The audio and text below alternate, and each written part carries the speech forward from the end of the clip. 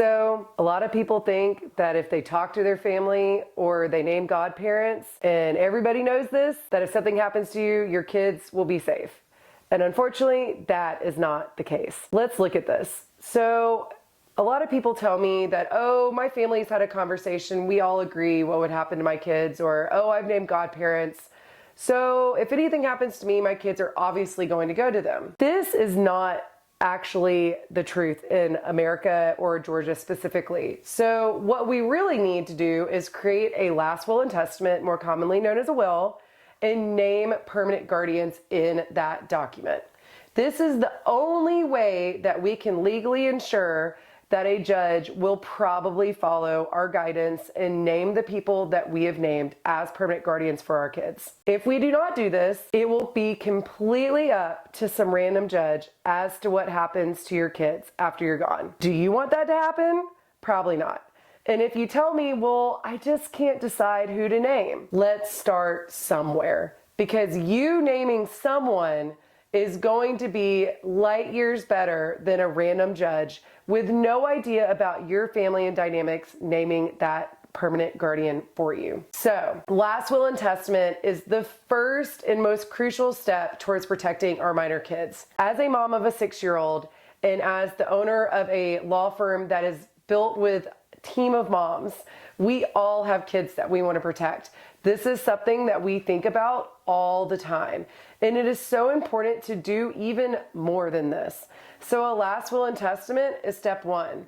Next, what happens in the event of an emergency? If you and your spouse are out on a date night and you get in a car accident and you have a college girl babysitting your kids at home and you don't show back up, what is the college girl probably going to do? She's probably going to call the police.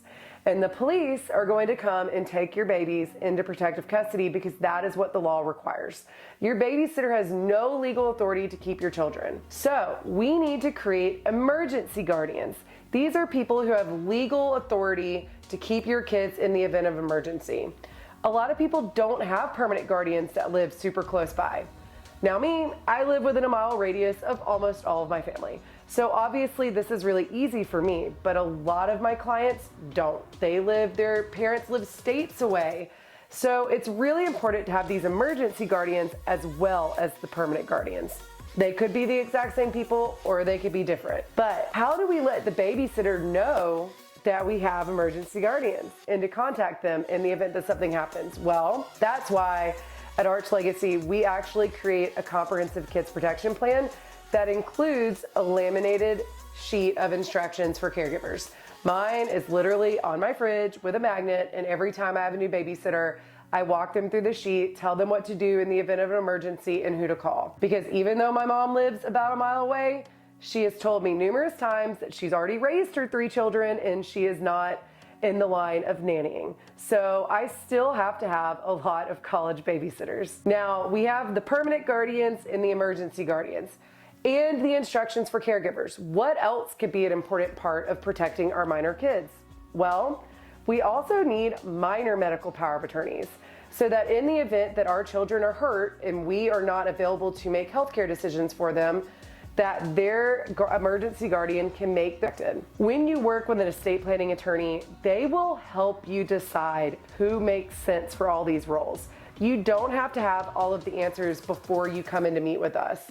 We will talk you through it and make sure that it makes sense and that you're not naming someone that's probably not the best choice just because they're your blood relative. So even if you don't have all the answers, call us. Let's get started. Let's think through this. We are all moms. We understand, and we want to make sure that your children are safe no matter what. Those decisions for them. For example, one of my clients called and said that while her and her husband were away on a work trip, her brother took her son to Rush, which is the local trampoline park, where he then promptly broke his leg. Because her brother had been prepped on all of this, he was able to go home, get the minor medical power of attorney, take the son to urgent care, and easily get him medical treatment.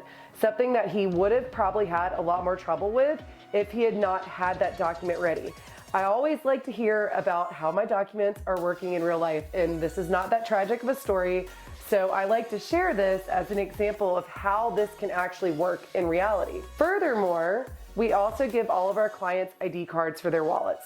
These are little cards that just tell the police officer that's going through your wallet, trying to figure out who you are in the event of a car accident, that you have minor children at home, and please call one of these guardians to make sure that your baby is protected.